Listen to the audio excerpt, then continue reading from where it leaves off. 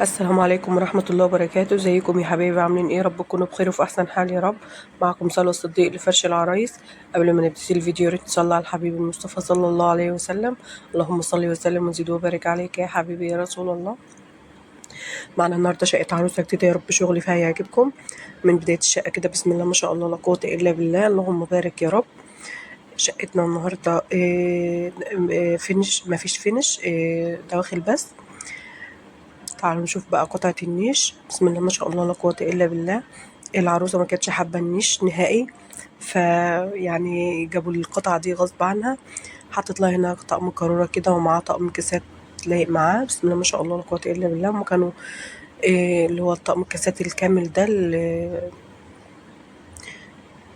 كذا قطعة يعني. ما شاء الله. حطت لها هنا برضو طقم قارورة ومعاه كان معاه طقم شاي ومية نفس الشكل، كانوا جايين في كرتونة واحدة. جمعتهم في رف واحد كده بسم الله ما شاء الله. عملت لها الطقم الشاي والجاتو التحفة بتاعها ده، اللهم بارك. وعملت لها جزء من الطقم الصيني، ومن تحت طقم جاتو سيلفر وطقم خشاف وطقم كاسات بقى وبعض الكوبايات السيلفر.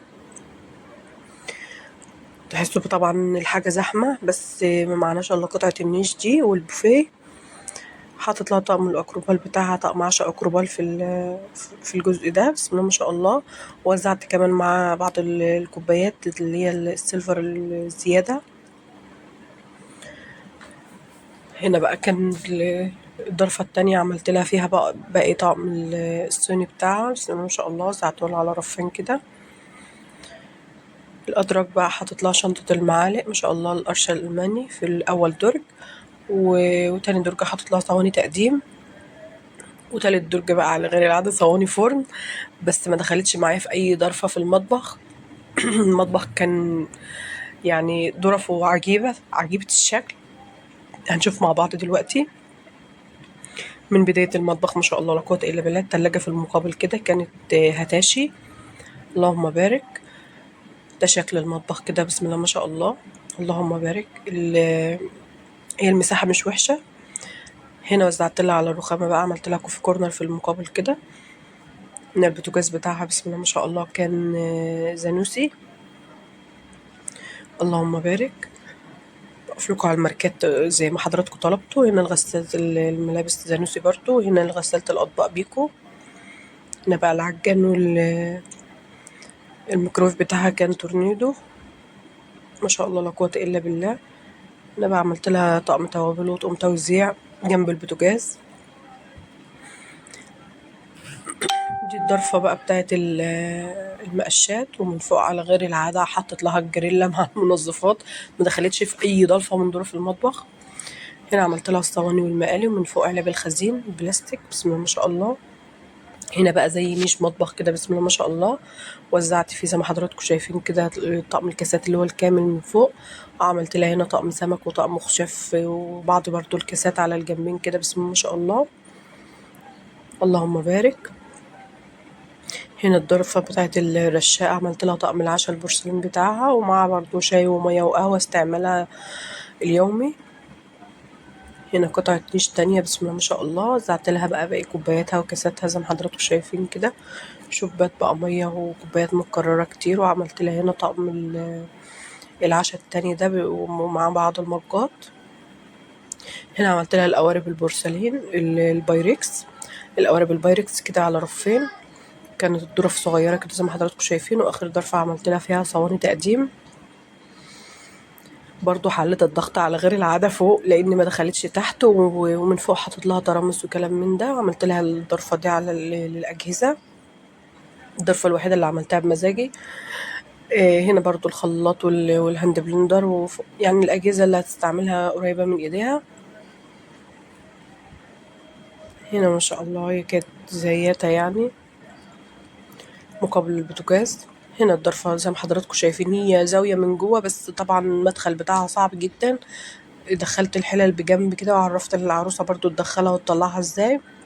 حطت لها الحلل الستيل، ستيل زهران طقم كامل بسم الله ما شاء الله كله من فوق. ومن تحت برضو طقم كامل سافلون، طقم التيفال السافلون بسم الله ما شاء الله.